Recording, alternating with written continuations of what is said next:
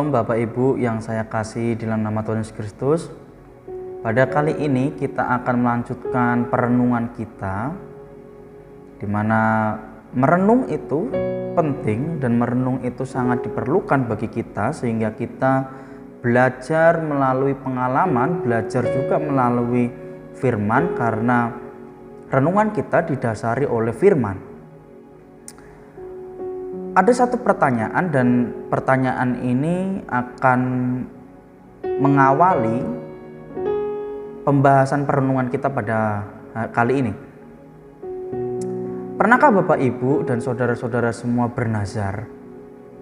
Bernazar, ya. Nazar itu menurut Kamus Besar Bahasa Indonesia diartikan janji pada diri sendiri. Jadi janji ini hendak berbuat sesuatu jika maksud tercapai. Misal, saya berjanji akan rajin belajar jika saya diberi buku yang saya mau. Nah, itu saya berjanji. Nah, jadi nazar itu secara sederhananya adalah janji pada diri sendiri untuk melakukan sesuatu supaya dapat mencapai apa yang dimau. Begitu. Nah, tadi saya bertanya kepada Bapak Ibu, pernahkah Bapak Ibu bernazar? Pernahkah Bapak Ibu membuat suatu janji? Nah, pertanyaan selanjutnya, apakah janji itu ditepati atau tidak? Atau hanya sekedar mengeluarkan kata-kata janji untuk meyakinkan orang, ketika sudah mengeluarkan kata-kata janji itu, tidak ada upaya, tidak ada usaha untuk menepati janji itu. Kita akan belajar di dalam Hakim-Hakim pasal 11 ayat 29 sampai 40. Hakim-Hakim pasal 11 ayat 29 sampai 40. Saya akan bacakan ayat yang akan kita renungkan dari ayat 29. Lalu roh Tuhan menghinggapi Yefta, ia berjalan melalui daerah Gilead dan daerah Manasye, kemudian melalui Mispa di Gilead, dan dari Mispa di Gilead ia berjalan terus ke daerah Bani Amon. Lalu bernazarlah Yefta kepada Tuhan, katanya, jika engkau sungguh-sungguh menyerahkan Bani Amon itu ke dalam tanganku, maka apa yang keluar dari pintu rumahku untuk menemui aku pada waktu aku kembali dengan selamat dari Bani Amon, itu akan menjadi kepunyaan Tuhan, dan aku akan mempersembahkannya sebagai korban bakaran. Bapak Ibu yang dikasihi dalam nama Tuhan Yesus Kristus, ternyata yang namanya bernazar di dalam Alkitab pun ada. Dan itu menjadi hal yang lumrah dilakukan, menjadi hal yang biasa dilakukan oleh orang-orang di dalam perjanjian lama. Mereka bernazar untuk sesuatu dengan tujuan supaya dapat mencapai apa yang mereka ingin capai. Maka mereka bernazar. Dalam hal ini nazar itu merupakan suatu janji yang diucapkan oleh manusia kepada Tuhan. Ya. Nazar di dalam bahasa Ibrani ditulis nadar. Nadar, ya. Yang berarti janji serius yang dibuat kepada Tuhan. Biasanya melibatkan suatu dedikasi atau pengabdian diri atau kepemilikan untuk tindakan, layanan, atau cara hidup.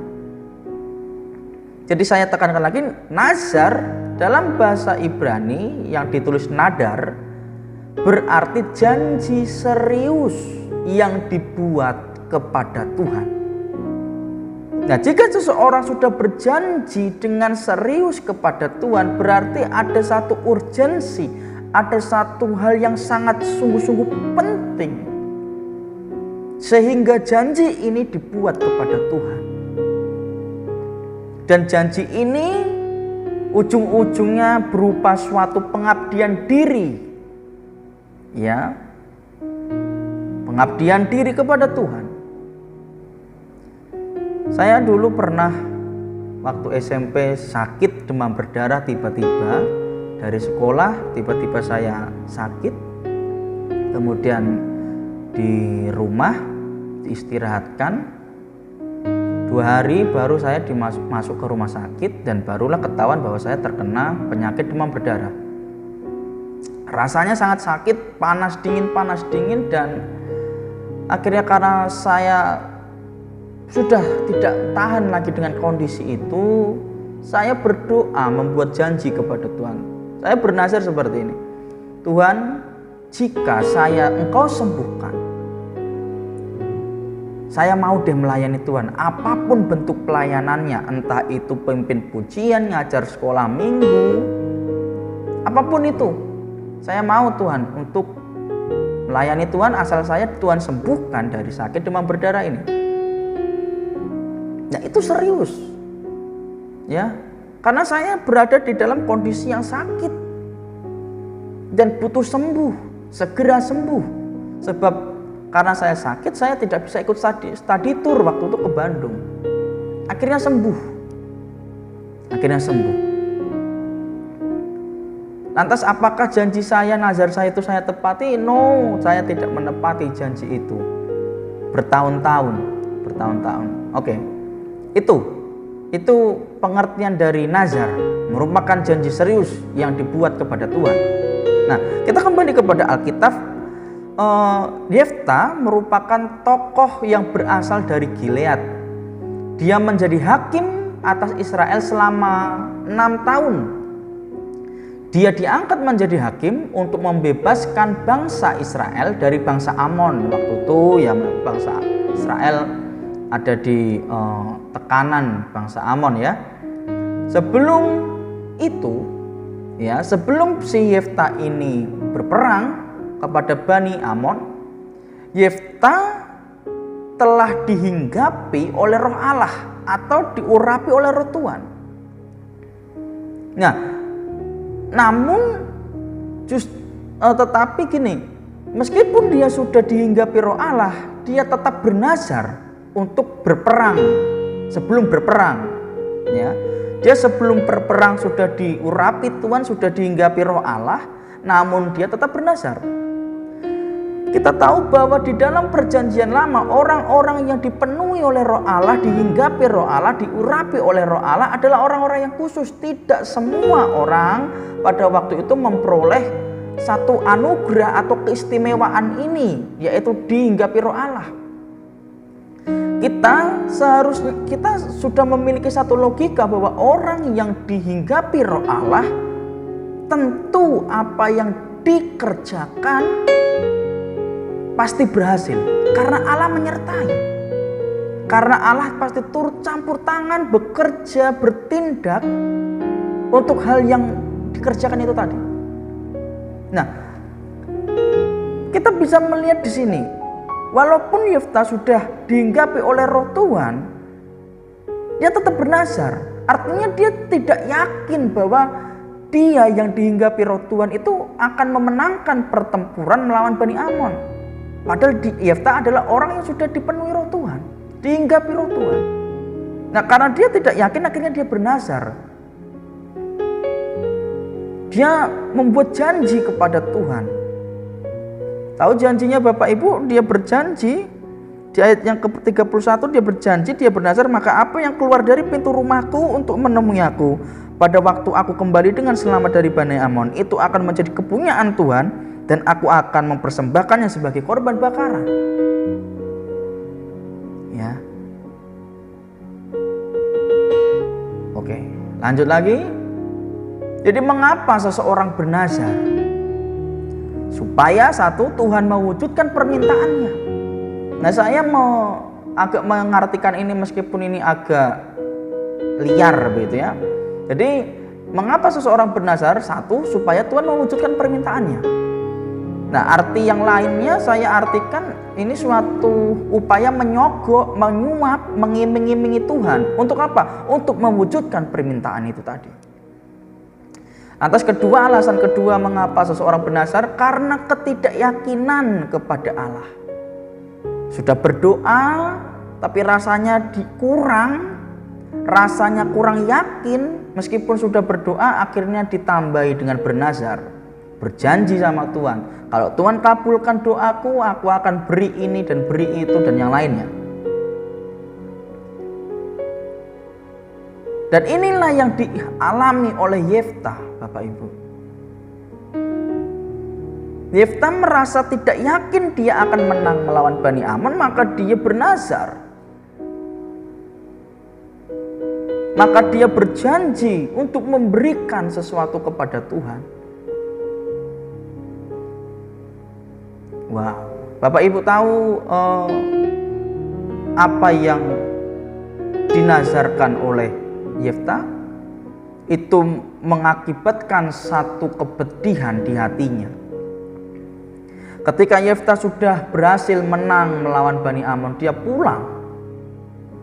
Dan tidak disangka-sangka yang keluar dari rumahnya untuk menemui Yeftah bukan tetangga, bukan pesuruhnya, bukan pembantunya, melainkan anaknya, anak perempuannya satu-satunya yang menemui dia.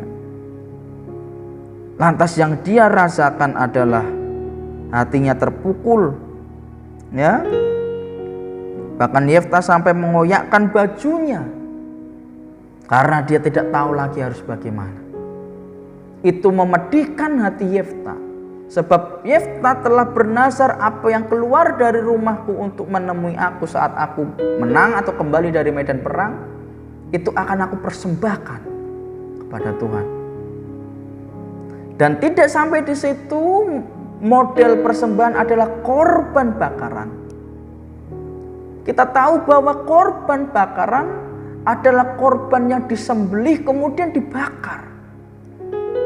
Bayangkan saja Bapak Ibu, seorang manusia, anak gadis, disembelih dan dibakar. Wow. Maka tadi saya katakan di judul, jangan asal bernazar. Jangan asal bernazar. Tidak masalah apabila Bapak Ibu dan saudara-saudara mau bernazar, tidak masalah. Yang jadi masalah apabila nazar yang diucapkan adalah nazar yang asal ucap, sembrono, ngawur. Itu yang jadi masalah. Tanpa dipikir panjang. Nah, jadi kalau Bapak Ibu mau bernazar, bernazarlah sesuai kemampuanmu untuk menepati nazar itu. Jangan asal bernazar supaya seolah-olah bahwa apa yang dijanjikan ini bisa meluluhkan hati Tuhan. Sebab bagi kita orang percaya zaman sekarang ini, iman itu sangatlah amat penting. Jadi apa yang kita doakan, berimanlah untuk hal itu. Berharaplah untuk hal itu kepada Tuhan. Sesungguhnya bagi seseorang yang sudah mengucapkan nazar, konsekuensinya ialah orang tersebut harus memenuhi nazarnya. Harus dipenuhi nazarnya. Karena apabila tidak dipenuhi, Tuhan akan terus kejar nazar tersebut sampai ditepati. Nah, ketika tadi saya sakit demam berdarah, saya berjanji bernazar untuk melayani Tuhan dalam bidang apapun. Akhirnya saya tidak lakukan itu. Nah, terus dikejar. Sampai akhirnya di suatu titik di mana saya dulu mendaftar di salah satu perguruan tinggi negeri, tidak diterima di mana-mana. Padahal waktu itu memang jurusan yang saya ambil adalah jurusan seni musik yang memang saya minati begitu ya. Tapi tidak diterima. Akhirnya saya masuk ke sekolah tinggi teologi ya, Inteos. Nah disitulah saya ingat, saya dulu pernah bernazar sama Tuhan. Ketika saya sembuh, saya akan melayani Tuhan apapun itu. Tuhan terus kejar. Saya bernazar SMP. Waktu mau masuk kuliah lah, itu mulai dipenuhi nazarnya. Maka konsekuensi orang yang bernazar, nazarnya harus dipenuhi, atau bahasa yang lainnya harus dibayar nazar itu.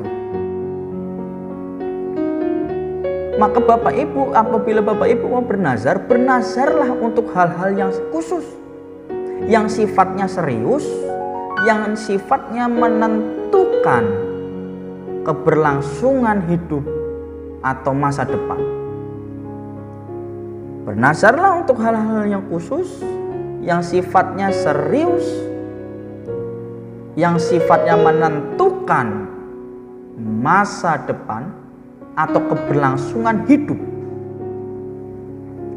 Sehingga kita tidak asal-asal bernazar, sedikit-sedikit bernazar, sedikit-sedikit buat janji sama Tuhan. Nah kalau kita seperti itu, artinya kita tidak bertumbuh di dalam iman. Karena kita seolah-olah bernazar hanya untuk mengiming-imingi Tuhan. Padahal Kristus, Yesus sudah berikan semuanya. Dia berikan nyawanya, dia berikan keselamatan, dia tebus Bapak Ibu dan saya. Sehingga sebenarnya hanya dengan iman, kita beriman. Dan di ayat yang lain, iman dan usaha begitu ya, kita berbuat. Sesungguhnya Tuhan sertai agar apa yang kita doakan terwujud. Bapak Ibu bernazarlah bukan untuk menyogok Tuhan supaya mewujudkan kemauan kita, tetapi bernazarlah untuk kemuliaan Tuhan. Artinya apa yang kita mau atau kita perlukan hanya bisa ada jika Tuhan yang membuat ada. Sekali lagi, bernazarlah bukan untuk menyogok Tuhan supaya Tuhan mewujudkan kemauan kita, tetapi bernazarlah untuk kemuliaan Tuhan.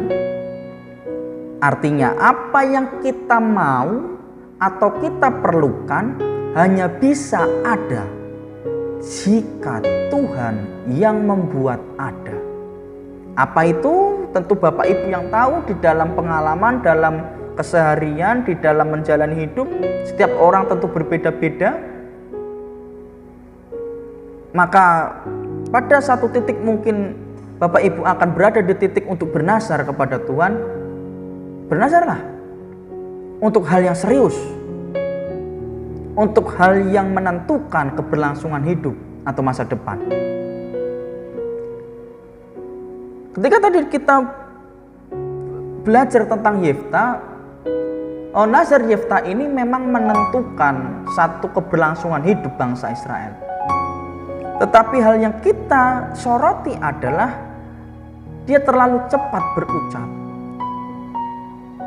Apapun yang keluar dari rumahku dan itu menemui aku akan persembahkan. Bapak Ibu bisa bayangkan, tidak mungkin yang keluar dari rumah itu adalah kerbau, kambing, domba, ayam, atau apapun itu. Yang keluar dari rumah kemungkinan besar adalah pasti manusia. Kalaupun pada waktu itu bukan putrinya Yefta, mungkin pembantunya Yefta, ya pembantunya lah yang akan dikorbankan.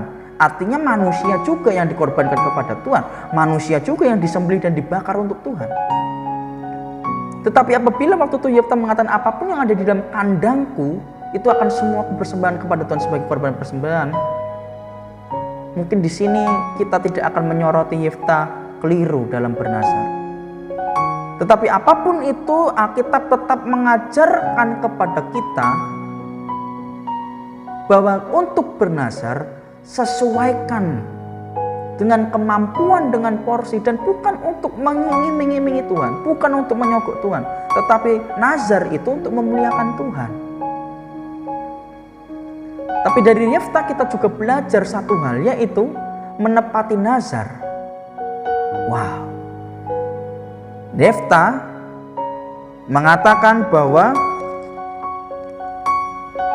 aku telah membuka mulutku bernazar kepada Tuhan dan tidak dapat aku mundur, di ayat 35. Yefta sadar bahwa nazar yang sudah keluar dari mulutnya, di mana nazar itu ditujukan kepada Tuhan, di mana nazar itu adalah janji yang serius kepada Tuhan.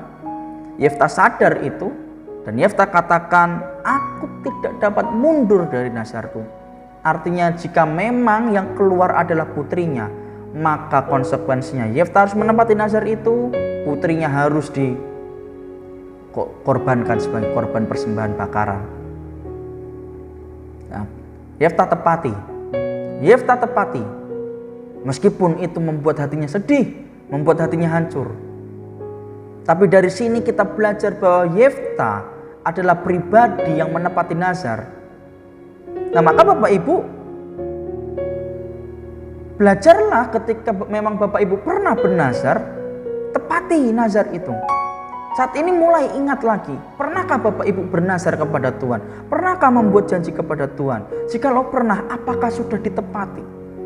Namun jika belum ditepati, mulai untuk ditepati nazar itu.